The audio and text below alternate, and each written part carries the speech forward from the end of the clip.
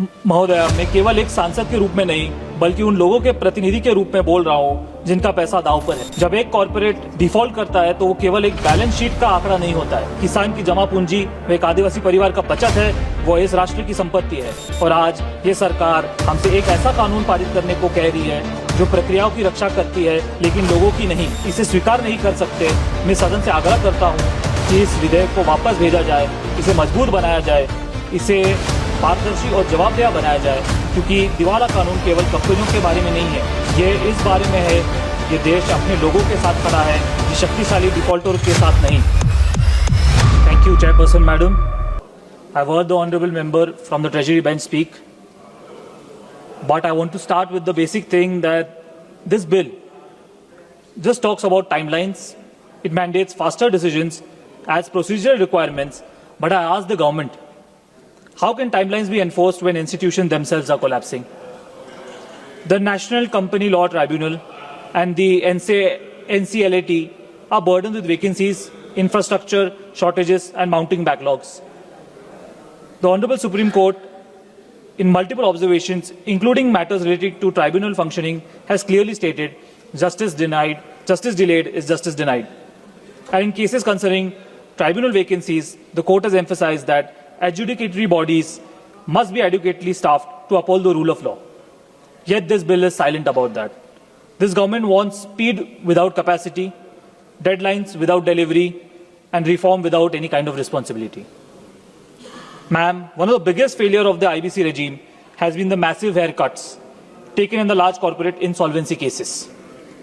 Banks, mostly public sector banks, have accepted huge losses, and whose money is that? Poor depositor, the money of the farmer, or a tribal from my constituency. Yet the bill does nothing to regulate or even examine these haircuts. No transparency, no accountability, no safeguards. The Honorable Supreme Court, in the Committee of Creditors of SS Steel Limited versus Satish Kumar Gupta, upheld the commercial wisdom of creditors, but also emphasized that the process must be fair, equitable, and within the framework of the law. But what we see today is not fairness. It is institutionalized compromise at the cost of public wealth. The bill introduces definitions of avoidance transactions and fraudulent trading. But definitions are not enforcement. Where is the accountability? Where is the mechanism to ensure that those who siphon funds, mismanage companies, and defrauded creditors are punished? They very well know the names of the ones who have siphoned funds and escaped the country. But what are they doing to bring them back? The Supreme Court in Swiss Ribbons versus Union of India upheld the IBC precisely because it was designed to prevent errant promoters from regaining control without paying their dues. But in practice, what is the actual reality? They did not mention what is the actual status and what is the reality right now. Promoters are walking away, banks are taking losses, and the public has to pay. The bill does nothing to strengthen enforcement under Section 66. It does nothing to ensure recovery from those who have caused the damage. One of the most dangerous aspects of the bill is excessive reliance on delegated legislation. And we have seen that in all the other government bills that they bring into play, especially in critical frameworks like group insolvency and cross-border insolvency, which are not defined in the law itself. They fail to mention that. Instead, they are left to rules and regulations. This is not reform, this is completely abdication.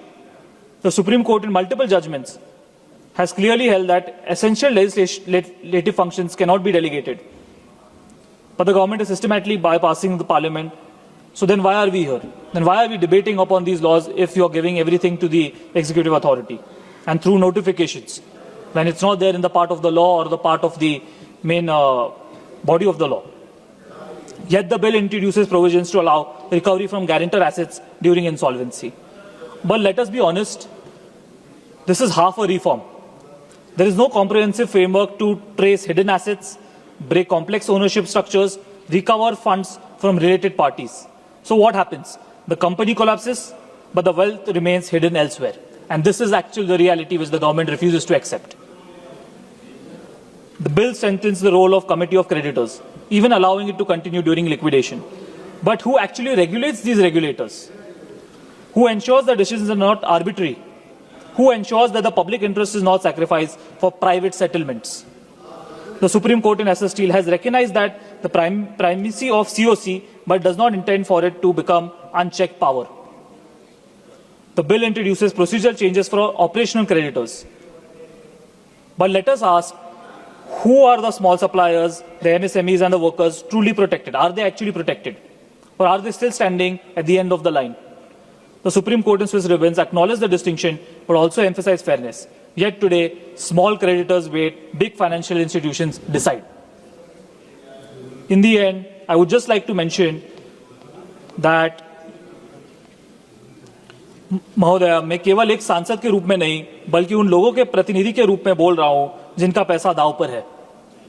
जब एक corporate default करता है तो वो केवल एक balance sheet का आंकड़ा नहीं होता है, वो एक किसान की जमा पूंजी, वो एक आदिवासी परिवार का बचत है, वो इस राष्ट्र की संपत्ति है। और आज ये सरकार हमसे एक ऐसा कानून पारित करने को कह रही है जो प्रक्रियाओं की रक्षा करती है लेकिन लोगों की नहीं। हम इसे स्वीकार नहीं कर सकते। मैं सदन से आग्रह करता हूं कि इस विधेयक को वापस भेजा जाए, इसे मजबूत बनाया जाए, इसे पारदर्शी और जवाबदेह बनाया जाए, क्योंकि दिवाला कानून केवल कंपनियों के बारे में नहीं है, ये इस बारे में है, ये देश अपने लोगों के साथ खड़ा है, ये शक्तिशाली डिफॉल्टर के साथ नहीं। और इतना ही कहूंगा, honourable member said where is our नेता। I would like to mention that even if their leader is outstanding, it also means that they might be standing out somewhere and not sitting in the house. So instead of raising issues against my leader, they should look at their own self, look themselves in the mirror and look about making the reforms in the insolvency and bankruptcy code and actually looking at the recovery rates in the banks. And therefore, this bill should be sent to a select committee or a JPC for due consideration. And that is all I want to say. Thank you.